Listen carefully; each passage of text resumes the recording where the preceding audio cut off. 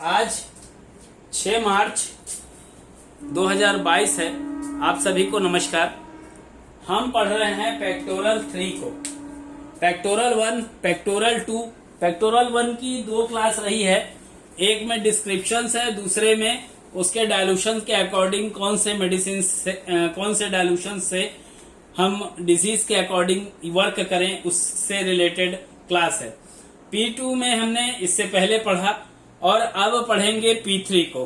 तो सबसे पहले इसके डिस्क्रिप्शन की बात करूंगा मैं, क्योंकि अगर हमें डिस्क्रिप्शन नहीं मालूम तो उस कंडीशन में थोड़ी सी समस्या होती है। P3 का उपयोग सामान्यतः बच्चों जो 10 वर्ष से कम के होते हैं उनके लिए, स्त्रियों की जो स्वास्थ्य तंत्र होती हैं उनमें जो अनियमितताएं आती हैं उनको दूर करने के लिए किया जाता है।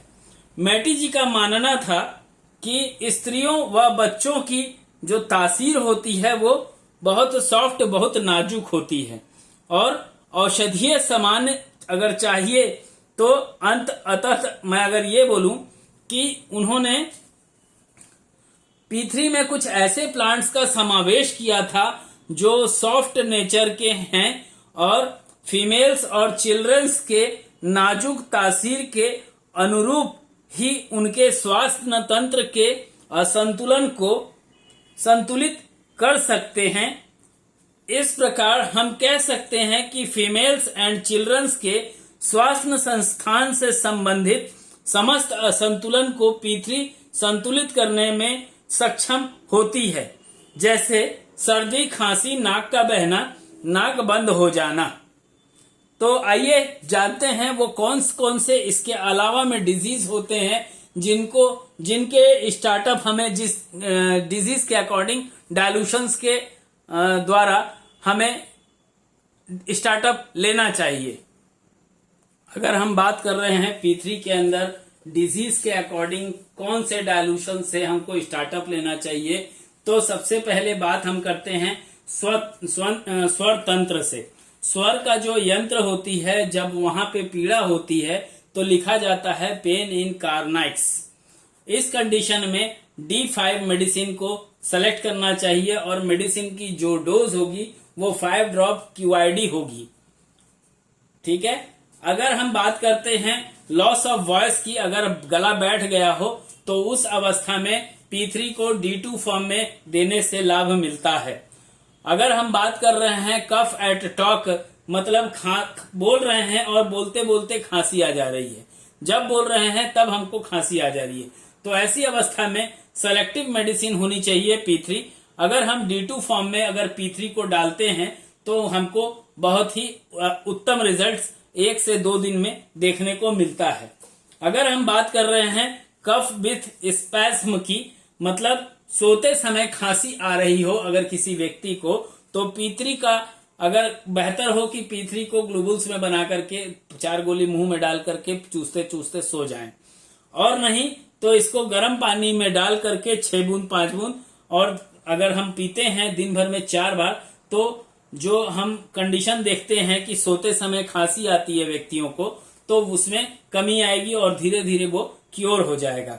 अगर हम बात कर रहे हैं हेमोरेज ऑफ द लंग्स की, लंग्स के अंदर कब हेमोरेज होती है आप सभी को मालूम है। ज्यादातर तो ये ट्यूबरकुलोसिस में होता है, बट कभी कभी कैंसर में भी देखने को मिलता है। ऐसी अवस्था में मेडिसिन को D7 डीजेनरेटिव कंडीशन के पॉजिटिव से उठाना चाहिए। और मैं पहले भी कह चुका हूं कि ट्यूबरकुलोसिस में 4th डायल्यूशन से 7th डायल्यूशन के बीच में वर्क किया जाता है। अगर हम D7 देते हैं तो पेशेंट का जो हेमोरेजिक कंडीशन होगी वहां पे आराम होगा और पेशेंट का जो हीलिंग का प्रोसेस है वो भी तेज हो जाएगा। मैं यूं नहीं कहता कि सभी जगह हेमोरेजिक में लंग्स में D7 देने से वहां की क्यूरिटी बढ़ जाती है, बट ये देखा गया है कि वहां क्यूरिटी बढ़ती है वाकई।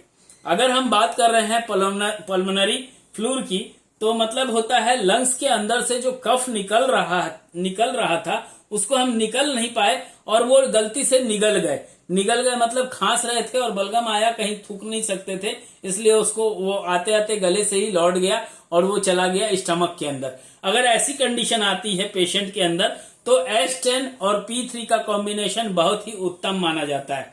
फिर भी आप चाहें तो वहां पे P3 को 7th डाइल्यूशन में देते हैं। अगर किसी व्यक्ति को 5 ड्रॉप तो बहुत अच्छा रिजल्ट देखने को मिलता है। बच्चे लोग को देंगे तो 1 ड्रॉप काफी होगा, है ना। अगर हम बात कर रहे हैं सांस लेने में लंग्स के ऊपर अगर दर्द होता है, कॉक्सिया पेन इन द ब्रीथिंग होता है, तो उस कंडीशन में P3 को D6 में देने से उत्तम रिजल्ट्स देखने को मिलता है। अगर हम बात कर रहे हैं अस्थमा की, तो अगर क्रोनिक अस्थमा होगा तो वहां D5, एक्यूट भी होगा तो D5, बट अगर डीजेनरेटिव होगा तो वहां D8 में P3 को देने से उत्तम रिजल्ट्स आते हैं। ड्रॉप के लिए मुझसे मत पूछिएगा, ड्रॉप के लिए मैंने यहाँ चार्ट बनाया हुआ है, हर क्लास में ये फॉलो अप होगी। आप चाहें तो इसको अपने किसी जगह पे लिख करके और चार्ट कर लीजिएगा। बोलेंगे सर कैसे पॉसिबल है, एक मूवी चल रही है और उसमें से भैया स्क्रीनशॉट ले लेना और उसको जूम करके निकाल लेना, लिख लेना, अपने टेबल पे रखना, आपके काम आएगी, लाइफ टाइम काम आएगी। ठीक है।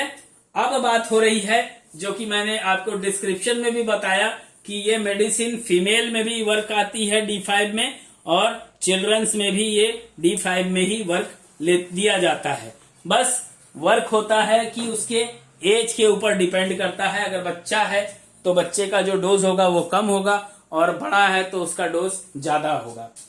तो कैसी लगी क्लास बताइएगा। इसी के साथ रखूंगा मैं, इसी के साथ विराम दूंगा आज की क्लास को। नमस्कार, जय हिंद, जय भारत, जय इलेक्ट्रोहोम्योपैथी और जय आप सभी की।